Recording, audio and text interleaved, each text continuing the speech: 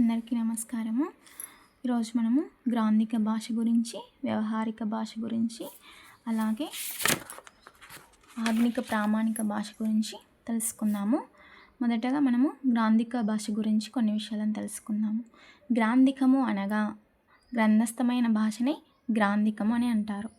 పండితులు గ్రాంధిక భాషను ప్రాచీన కావ్య భాషా సాంప్రదాయం అని అన్నారు.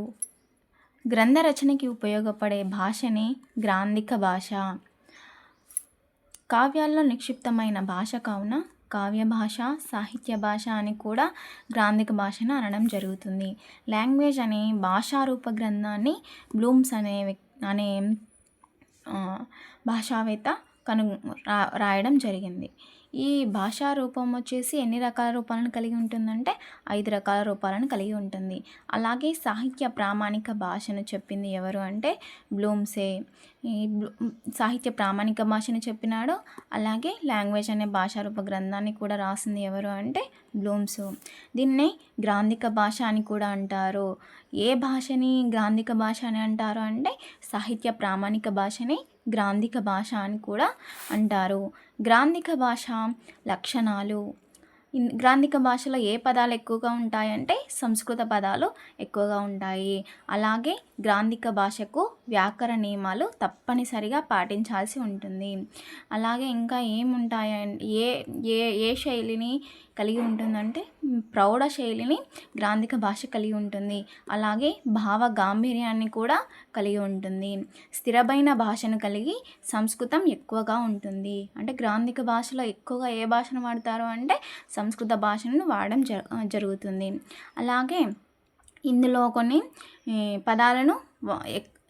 కొన్ని పదాలకు చోటు ఉండదు అన్నమాట. అవి ఏ పదాలు అంటే వ్యవహారిక గ్రామ్య పదాలకు ఏ భాషలో చోటు ఉండదు, గ్రాంధిక భాషలో చోటు ఉండదు.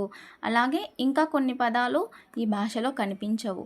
అవి ఏ పదాలు అంటే అన్య దేశ పదాలకు గ్రాంధిక భాషలో కనిపించవు. ఈ గ్రాంధిక భాషలో ఎక్కువగా ఏ అక్షరాలతో కూడిన పదాలు కనిపిస్తాయి అంటే నింబు, మూలతో కూడిన పదాలు ఎక్కువగా కనిపిస్తూ ఉంటాయి. అంటే ఫర్ ఎగ్జాంపుల్ పుష్పంబు, వనంబు, వృక్షము, కలము, పుస్తకము అట్లా. అంటే ము అనే అక్షరము లేదంటే సున్నా బు అనే పక్కన ఉండి సున్నా బు అనే అక్షరాలు ఎక్కువగా ఉండే అక్షరాలు కనిపిస్తూ ఉంటాయి. అలాగే ఇక్కడ అరసున్నాను ఎక్కువ పదప్రయోగాలు ఎక్కడ వాడతారు, అరసున్నా ఉండే పదప్రయోగాలను ఎక్కువగా ఎక్కడ వాడతారు అంటే గ్రాంధిక భాషలో వాడటం జరుగుతుంది. అరసున్నాని ఇంకా ఏ పేరుతో పిలుస్తారు అంటే అర్ధానుస్వర అని కూడా అనడం జరుగుతుంది. దేన్ని అర్ధానుస్వరం అని అంటారు అంటే అరసున్నాని అర్ధానుస్వరం అని కూడా అనడం జరుగుతుంది. గ్రాంధిక భాష పరిరక్షణకి, భాషోద్ధరణకు ఏర్పడిన సంస్థ ఏది అంటే ఆంధ్ర సాహిత్య పరిషత్తు. గ్రామ్యమా గ్రాంధికమా అనే గ్రంథాన్ని రచించింది ఎవరంటే మల్లాది సూర్యనారాయణ గారు. గ్రామ్య దేశ నిరసన సభకు అధ్యక్షత వహించింది ఎవరంటే కందుకూరి వీరేశలింగం గారు. ది గ్రామ్య కాంట్రవర్సీ అనే గ్రంథాన్ని రచించింది ఎవరు అంటే పురాణం సూరిశాస్త్రి గారు. ఆంధ్ర భాష సంరక్షక సమాజాన్ని స్థాపించింది ఎవరు అంటే పురాణ పండ కాశీభట్ల గారు. ఆంధ్ర భాష సంస్కరణ విమర్శన గ్రంథాన్ని రచించింది ఎవరు అంటే పురాణ పండ మల్లయ్య శాస్త్రి గారు.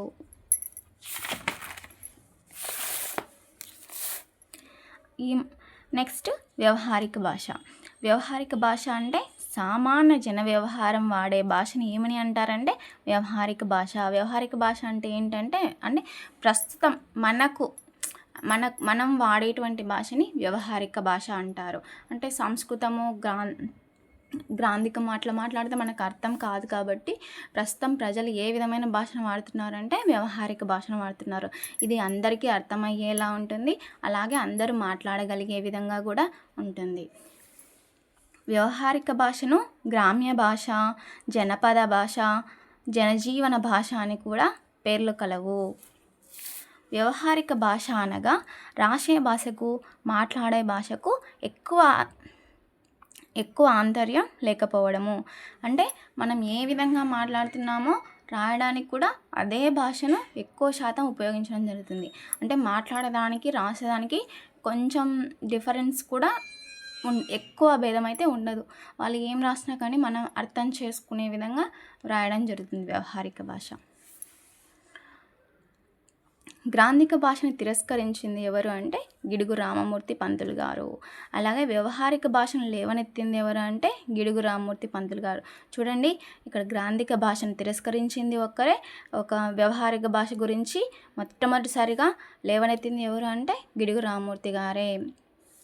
వ్యవహారిక భాషోద్యమ పితామహుడు ఎవరు అంటే గిడుగు రామమూర్తి పంతులు గారే. వ్యవహారిక భాష పితామహుడు, వ్యవహారిక భాషను మొట్టమొదటిగా లేవనెత్తిన వ్యక్తి ఎవరు అంటే గిడుగు రామమూర్తి పంతులు గారుగా చెప్పవచ్చును. అలాగే వ్యవహారిక భాషోద్యమ సంస్థను స్థాపించింది కూడా ఎవరంటే గిడుగు రామమూర్తి పంతులు గారు. ఏ సంవత్సరంలో స్థాపించారు అంటే 1910 సంవత్సరంలో వ్యవహారిక భాషోద్యమ సంస్థను స్థాపించింది ఎవరు? గిడుగు రామమూర్తి పంతులు గారు. వ్యవహారిక భాషోద్యమ వ్యాప్తి కోసం ఏ పత్రికను స్థాపించారు? తెలుగు పత్రికను. ఈ పత్రికా స్థాపకులు ఎవరు అంటే గిడుగు రామమూర్తి పంతులు గారు. ఏ సంవత్సరంలో స్థాపించారు? 1919లో. ఇక్కడ చూడండి ఎన్ని క్వశ్చన్స్ రైజ్ అయినాయో. తెలుగు వ్యవహారిక భాషోద్యమ వ్యాప్తి కోసం స్థాపించిన పత్రిక ఏది అంటే తెలుగు పత్రిక. అలాగే ఏ సంవత్సరంలో స్థాపించారంటే 1919లో. ఎవరు స్థాపించారంటే గిడుగు రామమూర్తి పంతులు గారు. వ్యవహారిక భాష గురించి చెప్పింది అంటేనే గిడుగు రామమూర్తి పంతులు గారు ఉండటం జరుగుతుంది. ఎక్కువ శాతము ఆయనకు సంబంధించిన క్వశ్చన్స్ ఇవ్వడం జరుగుతుంది. అందరూ గుర్తుపెట్టుకోగలరు.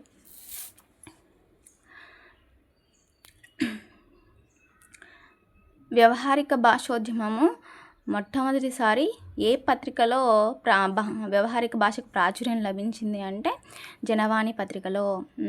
ఇక్కడ చూడండి, ఇంకో క్వశ్చన్ కూడా మనకి గుర్తుపెట్టుకోవాలి, ఇంపార్టెంట్ అండి. చాలా మటుకు ఇలానే అడుగుతున్నారు క్వశ్చన్స్. మొట్టమొదటిసారి వ్యవహారిక భాష ప్రాచుర్యం కల్పించింది ఎవరు? ఏ పత్రిక అంటే జనవాణి పత్రిక. దీని స్థాపకులు ఎవరు అంటే తాపి ధర్మారావు గారు. వ్యవహారిక భాషోద్యమానికి ప్రేరకుడైన పాశ్చాత్యుడు. అంటే వ్యవహారిక భాషా ఉద్యమానికి మొట్టమొదట ప్రేరణ కల్పించిన విదేశీయుడు ఎవరు అంటే జేఏ ఎయిట్స్. స్వభాష స్వగృహం వంటిది అనింది ఎవరు అంటే గిడుగు వెంకటరామమూర్తి పంతులు గారు.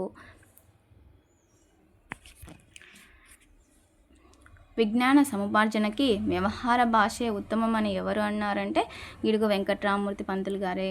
జీవద్భాషకు నియమకారుడు రచయితే, లాక్షణికుడు వ్యాకరణకర్త కాదు అని ఎవరు చెప్పారు అంటే గిడుగు వెంకటరామమూర్తి గారు. జీవద్భాష అన్న వ్యవహారిక భాష అన్న ఒకటే చూడండి. మీరు మళ్ళీ జీవద్భాష అంటే ఏదో అనుకున్నారు, రెండు ఒకటే. అంటే దానికి వివిధ నామాంతరాలు ఉన్నాయని మొదట్లోనే చెప్పాను నేను. ఇక్కడ ఏమని చెప్పినారు? గిడుగు వెంకటరామమూర్తి పంతులు గారు జీవద్భాషకు నియమకారుడు రచయితే, లాక్షణికుడు వ్యాకరణకర్త కాదు అని చెప్పింది ఎవరంటే గిడుగు వెంకటరామమూర్తి గారు.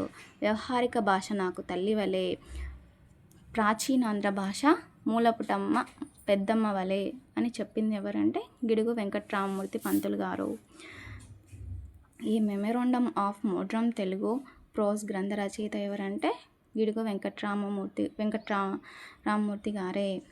దీనిని కరపత్రం అని కూడా అనడం జరుగుతుంది. దేన్ని కరపత్రం అంటారంటే ఈ memorandum of modern Telugu prose. ఈ రచయిత ఎవరు అంటే గిడుగు వెంకటరామమూర్తి గారే. వ్యవహారిక భాషను పిహెచ్డిలో మొట్టమొదటిసారిగా ఎవరు ఏ విశ్వవిద్యాలయం వారు ప్రవేశపెట్టారు అంటే తిరుపతి వెంకటేశ్వర విశ్వవిద్యాలయం వారు. ఏ సంవత్సరంలో అంటే 1969. నెక్స్ట్ ఆధునిక ప్రామాణిక భాష. ఆధునిక ప్రామాణిక భాష ఏ శతాబ్దం నుండి అమలులోకి వచ్చింది? ఇది ఏ శతాబ్దం వరకు దీనికి ప్రాధాన్యత లభించలేదు అనేవి కొన్ని తెలుసుకుందాము. ఇంకా దీన్ని ఎవరు స్థాపించారు, ఎవరు ఏ గ్రంథాలు రచించారో ఇప్పుడు తెలుసుకుందాము. నెక్స్ట్ ఈ ఆధునిక ప్రామాణిక భాష 11 నుంచి 19వ శతాబ్దం వరకు కూడా దీనికి అంత ప్రాధాన్యత లేదనమాట. 11 నుంచి 19వ శతాబ్దం వరకు కూడా ఏ భాషకు ఎక్కువ ప్రాధాన్యత ఉండింది అంటే గ్రాంధిక భాషకే. 19-20 శతాబ్దంలో ప్రామాణిక భాష వ్యాప్తిలోకి వచ్చింది. చూడండి, ఆధునిక ప్రామాణిక భాష ఎప్పుడు వ్యాప్తిలోకి వచ్చింది? 19, 20 శతాబ్దంలో. ప్రామాణిక భాషా వ్యాప్తికి కారకులు ఎవరంటే గిడుగు వెంకట్రామమూర్తి పంతులు గారే. అలాగే ఇంకొకరు కూడా ఉన్నారు, ఎవరు, గురజాడ అప్పారావు గారు. ఈ ఆధునిక ప్రామాణిక భాషని ఎక్కువగా ఎక్కడ వాడుతున్నారంటే వచన రచనల్లోనూ, టీవీ, రేడియో, పత్రికా రంగాల్లోనూ, పాఠ్యపుస్తకాలు, విద్యా, వాణిజ్య, సాంస్కృతిక రంగాల్లో వాడేటువంటి భాష ఏది అంటే ఆధునిక ప్రామాణిక భాషగా చెప్పచ్చు. ఈ భాషను ఎక్కడి నుండి తీసుకోవడం జరిగింది మన ఆంధ్రప్రదేశ్ అంటే, ప్రామాణికంగా ఆంధ్రప్రదేశ్లో తీసుకోవడం జరిగిందంటే ఈ 3 ప్రాంతాలు ఉన్నాయి. ఈ ఆధునిక ప్రామాణిక భాషను గుంటూరు, కృష్ణా, ఉభయ గోదావరి జిల్లాల నుండి మన రాష్ట్ర ఆధునిక ప్రామాణిక భాషగా తీసుకోవడం జరిగింది. అంటే ఈ 3 ప్రాంతాలు మాట్లాడేటువంటి భాషని మనం ఇప్పుడు మన ప్రామాణిక భాషగా వాడడం జరుగుతుంది. ఎక్కువ మంది ప్రజలకు సమ్మతంగా ఉండే భాష ప్రామాణిక భాష. మాండలికల ప్రభావం ప్రామాణిక భాషపై పడని భాషలు అంటే మాండలికల ప్రభావం ప్రామాణిక భాషపై పడని భాషలు ఏవి అంటే అరబిక్, తమిళము.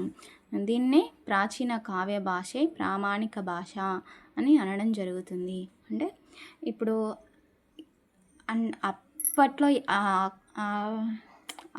అప్పుడు వాడే భాష, ఇప్పుడు వాడే భాష ఒకే విధంగా ఉండేటువంటి భాషలు కొన్ని ఉన్నాయి.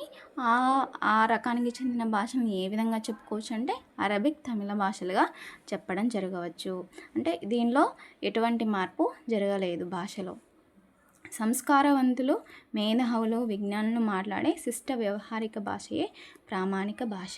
చూడండి, సంస్కారవంతులు, మేధావులు, విజ్ఞానులు మాట్లాడే విశిష్ట వ్యవహారిక భాషయే ఏ భాష అంట? ప్రామాణిక భాష. ఒక భాషలో ఒక పదానికి ప్రవేశం కల్పించేటప్పుడు తప్పనిసరిగా ఆ పదానికి ప్రయోజనం ఉండాలి అని చెప్పింది ఎవరు అంటే టీనర్. అంటే ఒక భాషలో మనం ఏదైనా ఒక పదాన్ని కొత్తగా ప్రవేశపెట్టినామనుకోండి, అది తప్పనిసరిగా ఆ పదానికి ఒక మంచి ప్రయోజనం ఉండాలి. అంతేగాని ఏదో చేసినాము, మాట్లాడుతున్నాం కదా అని ఉండకూడదు అని చెప్పింది ఎవరంట? టీనర్ గారు. న్యూన ప్రామాణిక రూపము, ప్రామాణికేతర రూపము.